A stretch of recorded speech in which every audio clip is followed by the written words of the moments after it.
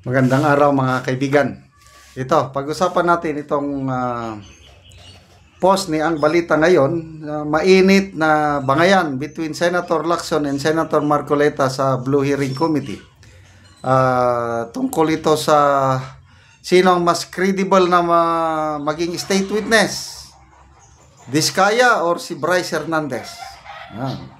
So, talagang nagkasigawan, nagkainitan at naging referee si Senator Soto at Senator Bato. Okay, pakinggan. Question the objectivity of this proceedings. If you will not allow me raise these points, maybe in the plenary this afternoon I will raise it. Go ahead. Mr. Alcantara, you proceed with yours already. Mr. Chair, I wish I can make a few clarificatory questions before we start. But these are prejudicial questions, Mr. Chair. Later. Let's hear first from the principal witness this morning. No, but these are prejudicial questions. Okay, Mr. go ahead, Chair. go ahead. Foremost to my mind, Mr. Chair, is the integrity, the impartiality, and the objectivity of the proceedings of this committee. Mr. Chair, you were interviewed on Billionario Channel by Ms. Pinky Webb. Basahin ko po, sabi niya, Senator Ping, para sa inyo, sino ba ang sabihin natin worth it or dapat na ikonsidera na state witness na ipasok man lang dito sa Witness Protection Program? And you responded, at this point between Diskaya and Bryce Hernandez. Mr. Chair, question is, does the chairman has the prerogative or the right to make judgment? No, that's my perspective. No, that's my personal opinion outside of the hearing or outside of the wala zone. na. So don't question my opinion. I That am is my not questioning opinion. your opinion, Mr. Chair, but you are the Let's chairman not of this here. committee. Anyway, let's proceed with the You are not interested in the prejudicial question that I am going to raise, Mr. Chair? Go ahead, you raise your Kaya sinasabi ko sa inyo You're an questioning my investigator, opinion. we are investigating. Away kagad tayo rin. Mr. Chair, Away we are kagad. still investigating. Yung ganito na rin nangyari na. Wala. Mr. Chair, I will Isa pa. question the objectivity of these proceedings. If you will not allow me raise these points, maybe in the plenary this afternoon I will raise it. Go ahead. Mr. Alcantara, you proceed with yours already. Mr. Chair, I wish Ito, may mas mahaba pang talakayan nila. Ito, yung mas mahaba. unless you are able to point out the provision of law that it come before. Sorry, hindi ko na mahanap yung mas mahabang sagutan nila. Ito. So, ang kine-question is yung interview ng chairman, si Senator Lacson. Chairman siya ng Blue Ribbon Committee. In-interview sa media, sinong mas credible, Diskaya or Hernandez. Sumagot ang chairman, although outside yung committee hearing, mas credible si Hernandez. So ito ang tanong ni Senator Marco. Is the chairman allowed to prejudge the credibility of witnesses? You are the chairman. We are still on process of investigating. Ngayon, may judgment ka na. Ayun, doon na sila nagkatalo. Okay.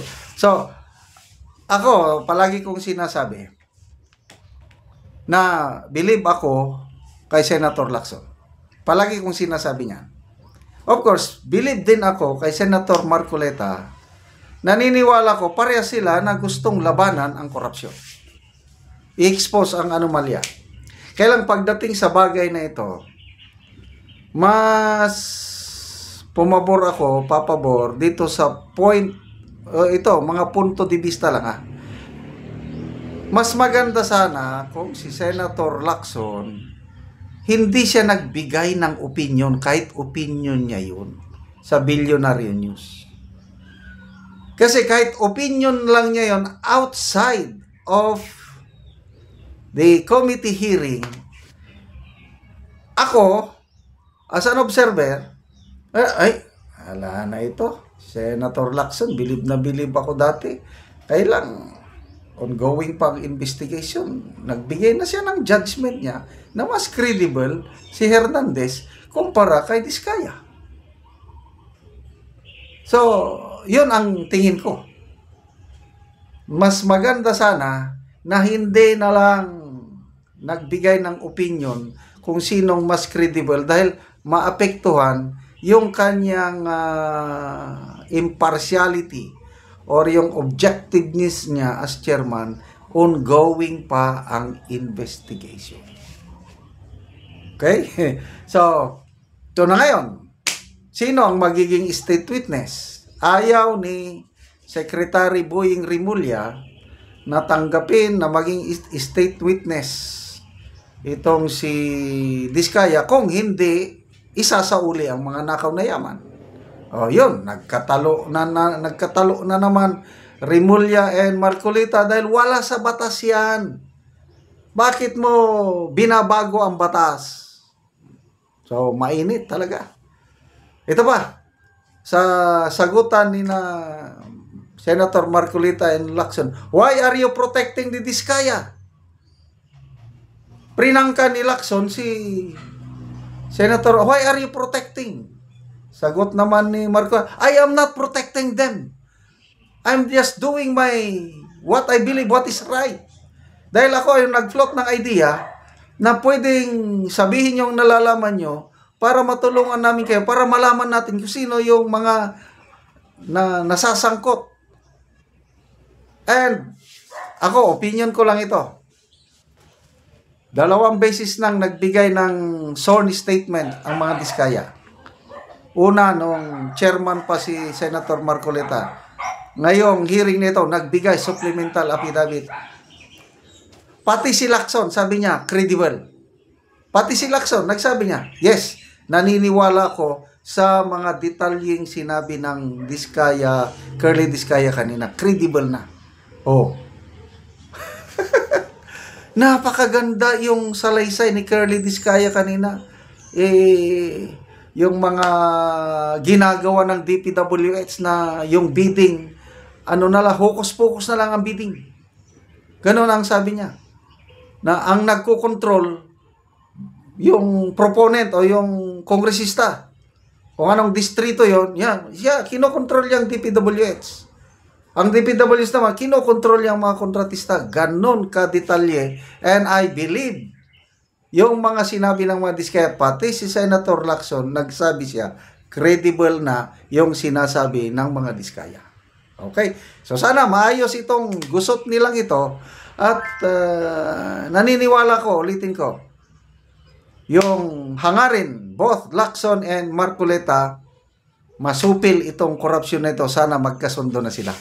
Okay, salamat mga kaibigan sa inyong pagsubaybay sa ating channel. Nakakatulong kayo ng malaki sa tribong Talandig ng Bukidnon. At ang income natin, sweldo sa channel na ito is pantulong sa tribo. Namimigay tayo ng mga yero at pako para makapagpatayo sila ng maayos na tahanan dahil tumutulo na ang bubong ng kanilang bahay kung mag-ulan. Panoorin nyo ang video na ito. Muna ni ang matagaan og yero nga mag-atop na sa iyang balay si Kuya.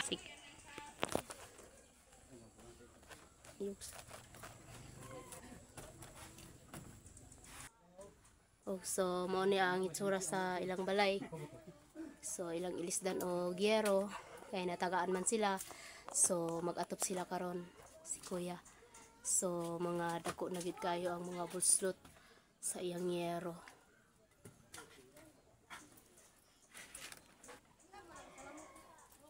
So mo po niyang ilang abuhan nga mo nilang kahimtang kung ulan nga wala na gid sila kuanan masilungan tungod sa ilang atop nga trapal lang pod ang naa sa ilang abuhan.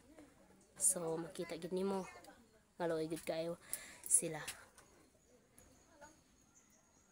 So kay natagaan man nato sila giyero, so mag-atop si Kuya karon. Maupod ni karon, maupod ni ang ilang higdaanan sulod nila. So makita imo na mga dagko ng buslot. So karon Kuya, pila na ay ni katuig ang imong balay Kuya nga inani na? 4 years. So 4 years na daw ang ilang balay ni Kuya, usan inani ng abuhan, inaana na pud ang ilang atop sa kuan sulod. Pila ka buok imong anak Kuya? 3. So tulo ka buok ang anak ni Kuya. So si Kuya kay natagaan magyero, so mag-atop siya karon.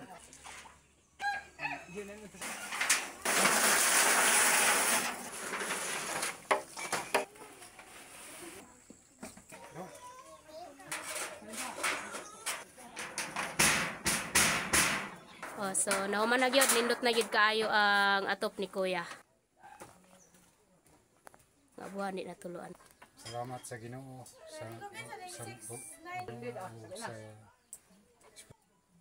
Sige Kuya, salamat pod. dako gyud akong pagpasalamat sa Ginoo. Sige, salamat pod.